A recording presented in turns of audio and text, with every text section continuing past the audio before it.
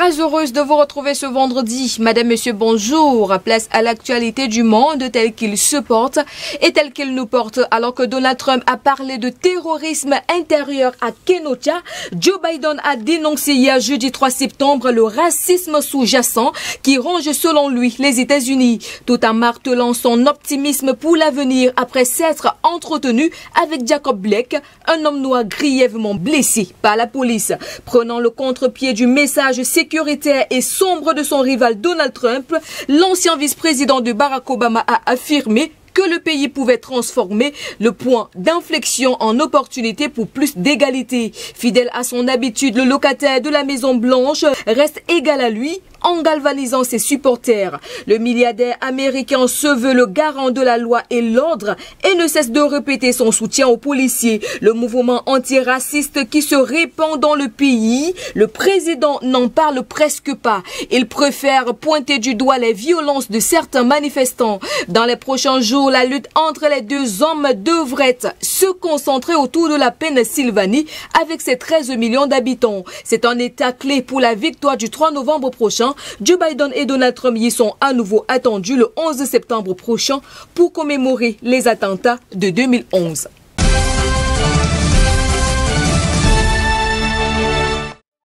L'Union européenne et l'OTAN ont décidé de mettre plus la pression sur la Russie concernant l'empoisonnement présumé d'Alexeï Navalny, la bête noire du Kremlin. Dans un communiqué de presse, Bruxelles parle d'une nouvelle tentative d'assassinat après avoir évoqué celle de l'ex-agent russe Sergei Skripal et de sa fille empoisonnée en mars 2018 en Angleterre par le même agent neurotoxique Novichok. Bruxelles évoque également des sanctions, mais pour les Européens, l'enquête doit d'abord avoir lieu.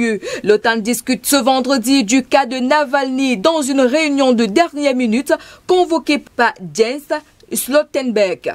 Les alliés d'Alexei Navalny à la Fondation anticorruption exigent une enquête transparente sur l'empoisonnement. La Maison-Blanche, de son côté, qualifie l'empoisonnement de répréhensible et refuse de blâmer directement la Russie. Cependant, le candidat démocrate à la Maison-Blanche, Joe Biden, a pointé directement du doigt Vladimir Poutine.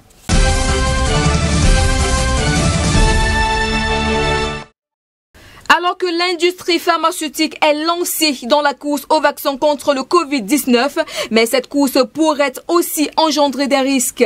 Le secteur se prépare à toute éventualité en protégeant ses arrières face à d'éventuelles poursuites judiciaires. Des clauses sont incluses dans les contrats en cours de négociation avec la Commission européenne afin que les États membres partagent la responsabilité d'éventuels effets secondaires. La porte-parole de la Commission européenne explique qu'il est dans l'intérêt de la Commission d'avoir des vaccins le plus rapidement possible et c'est pourquoi la Commission a inclus dans ses contrats la possibilité d'indemniser les fabricants.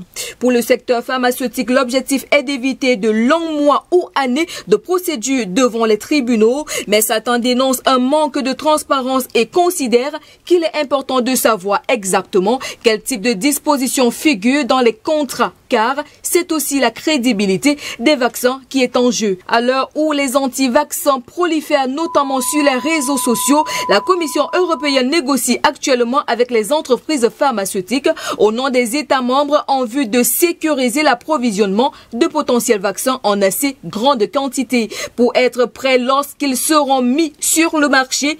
Elle a déjà signé un contrat avec la société AstraZeneca pour l'acquisition de 300 millions de doses et elle a inclus des contrats préliminaires avec 4 autres sociétés dont Sanofi, GSK et CureVac. Les États membres disposeraient d'un nombre de doses proportionnel à leur population, ce que la Commission européenne tente d'éviter en apportant une contribution financière à COVAX, le dispositif d'accès mondial aux vaccins qui s'efforce de le rendre disponible partout et pour tous.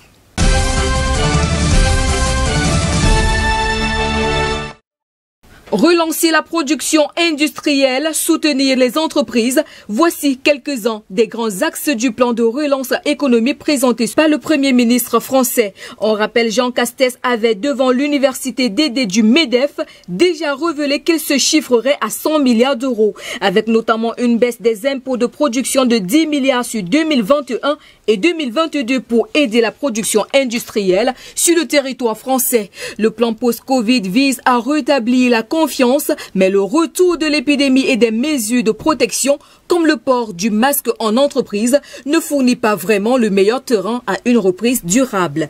Et puis les chiffres de la crise sont sans appel. Après une baisse de 5% au premier trimestre, le PIB français s'est contracté de 13,8% en avril, mai et juin. Sur l'année complète, on s'attend désormais à une récession de 11%. La stratégie du gouvernement est axée sur la relance de la production, mais déjà certains pointent le manque de mesures pour relancer la consommation des ménages qui ont engrangé 80 milliards d'euros d'épargne depuis le mois de mars.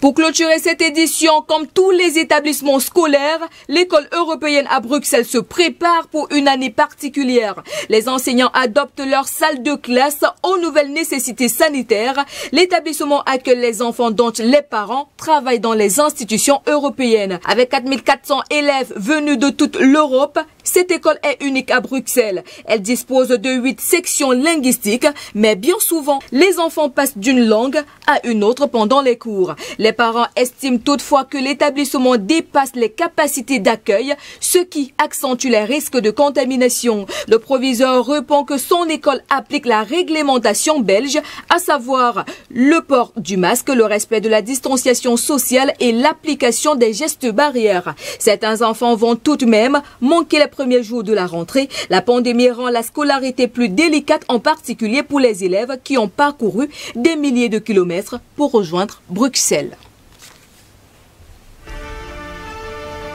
Ainsi va la vie, ainsi va le monde de ce jour. Madame, Monsieur, merci de votre aimable attention sur les antennes de JBS Télévision. Nos programmes se poursuivent. On se retrouve demain lorsqu'il sera 15h. Au revoir.